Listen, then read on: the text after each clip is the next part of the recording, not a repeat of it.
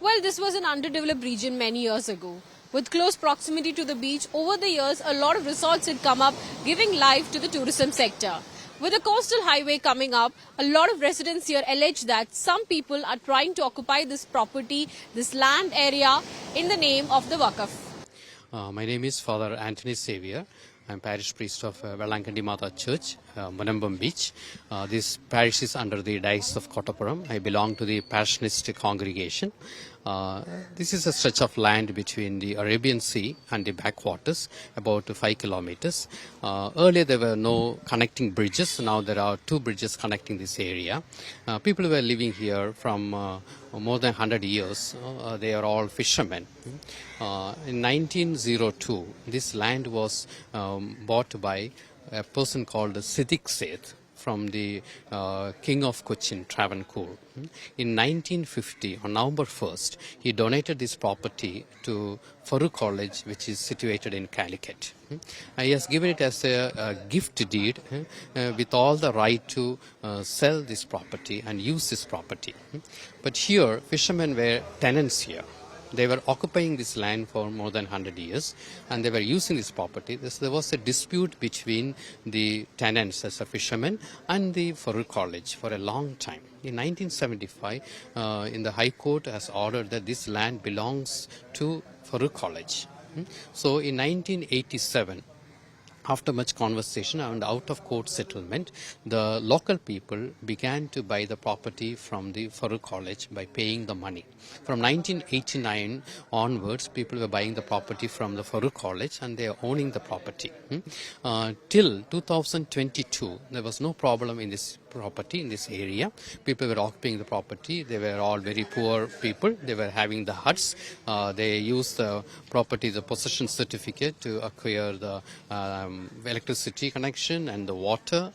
And all this was going well. And there are about today 400 Christian families and 210 Hindu families are here. Around 610 families are living here peacefully.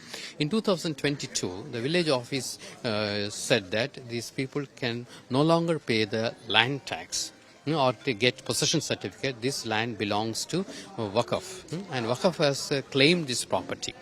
And as we know that WAQF, once it becomes a WAQF, it's always a WAQF, and it's a duty of us to clear that this property belongs to us. So from 2022 onwards, all our revenue rights are denied completely, and as a result of that, our land cannot be mortgaged in the banks, and land cannot be sold. And many children here pursuing the higher education want to give this land as a mortgage to go abroad or study here. But that is not done, it's not possible now. And secondly, for any purpose, any higher loan, people always use a property as deed. Now it's not possible. So under these circumstances, we have contacted the local ruling party, and in the initial they were ready to help us, but afterwards there was not much help from them. So till now there was no way we can pay the tax or use this property.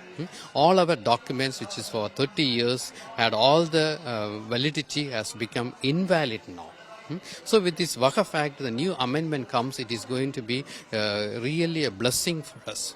And moreover, it has to come retrospectively so that we can achieve all the freedom from that is the WAQF is claiming this property. And the people are here are poor fishermen, and earlier these were all huts and poor conditions, but in the last 30 years a lot of developments have come, a lot of resorts have come, roads have come, and coastal highway is going to come. With all that new initial developments, there are other people trying to acquire this property in the name of WAQF. So if this amendment of the bill helps, it will be a great blessing for us. Thank you. See, the Munambam issue is a classic example of what is wrong with the existing WAQF Act in India. We all know it's a very old act and it was amended multiple times. And the current form in which the act is helping people, especially the certain sections of people in the name of WAQF board to usurp lands like the Munambam village, where people are living for decades, for almost more than a century. Around 600 families live here in Munambam. of which or almost 400 families belong to the Christian community and another 200 families of Hindus. Their land has been all on a sudden claimed by the Waqf board. The provisions given by in the amendments of 1995 especially to the Waqf Act allows this. So what Bharatiya Janata Party is demanding is the JPC should look into the issue not only of Munambam but similar cases across the country, and taking everything into consideration should bring a proper rectification of what are the flaws in the existing format of the bill of the act, and come up with a more stronger framework to protect people like the villages of Munambam. So that is what our demand to the JPC, our request to the JPC, and thankfully the Kerala Catholic Bishop Conference, the Zero Malabar Church, and all other organizations have supported the Waqf, the proposed Waqf Act, and hopefully the JPC will be coming with a favorable case in case of the people of Munambam.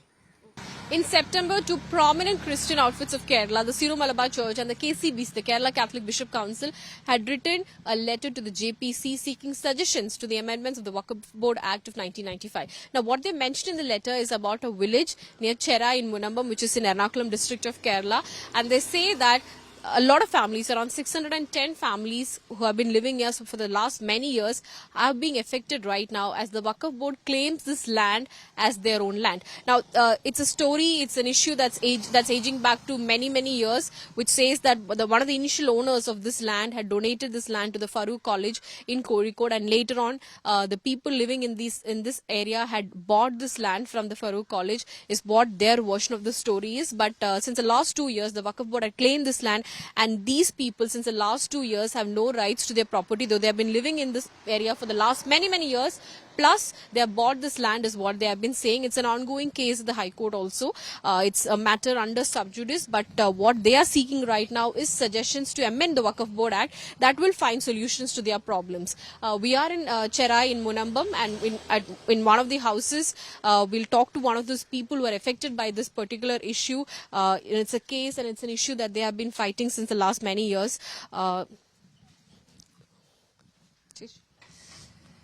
ചേച്ചിയുടെ പേര്? എൻ്റെ പേര് സീന. ചേച്ചി ശരിക്കും എന്താണ് നിങ്ങളിപ്പോൾ അനുഭവിക്കുന്ന പ്രശ്നം എന്താണ്? ഞങ്ങൾക്കിവിടെ ഈ ആധാരം പണയം വെക്കാനാ ഒന്നിനും പറ്റാത്തൊരവസ്ഥ, കരമടക്കാൻ പറ്റണില്ല.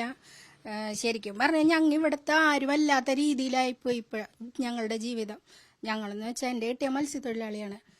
കടലിൽ വീശാനോ വല നീട്ടാനോ ഒക്കെ പോയിട്ടാണ് ഞങ്ങൾ ജീവിക്കുന്നത്. ആകെ 2 സെന്റ് സ്ഥലമാണ് ഞങ്ങൾക്കുള്ളത്. വേറെ സമ്പാദ്യമോ സ്വത്തോ ഒന്നുമില്ല ഞങ്ങൾക്ക്. അപ്പം ഇതും കൂടി ഞങ്ങൾ വിട്ടുകൊടുക്കണമെന്ന് പറഞ്ഞാൽ പിന്നെ ഞങ്ങൾ എവിടെ പോകാനാണ്? ഞങ്ങൾക്ക് വേറെ നിവർത്തിയില്ല ജീവിക്കാനായിട്ട്. ഈ 100ഉം 200ഉം അത് കിട്ടിയാണ് ഞങ്ങൾ ഇവിടെ കുടുംബം കഴിയണത് തന്നെ. അപ്പം പിന്നെ ഇനി ഞങ്ങൾ എവിടെ പോകും? ഞങ്ങൾക്ക് ഇറങ്ങിക്കൊടുക്കാൻ പറ്റില്ല എന്തായാലും. എന്ത് വന്നാലും പിന്നെയുള്ള അടുത്ത ഞങ്ങളുടെ ഓപ്ഷൻ എന്ന് വെച്ചാൽ മരണമാണ്. അല്ലാണ്ട് ജീവിക്കാൻ വേറെ നിവർത്തിയില്ല. പിന്നെ ഞങ്ങൾ വിജയം കാണുന്നവരെ ഞങ്ങൾ സമരം ചെയ്യും. ഈ വഖഫിൻ്റെ നിയമങ്ങൾ എടുത്ത് മാറ്റണം, അതാണ് ഞങ്ങളുടെ ആവശ്യം. What she is saying is that the Waqf board, so there should be amendments made to the Waqf Act, and that should be in favor of them. It's a fishing village actually, one of the prominent fishing villages of the district, and she says that her husband is a fisherman, and this is the only property that they have, the only earnings that they have in their life, which is a 2 cent land and a house that's built in this 2 cent land.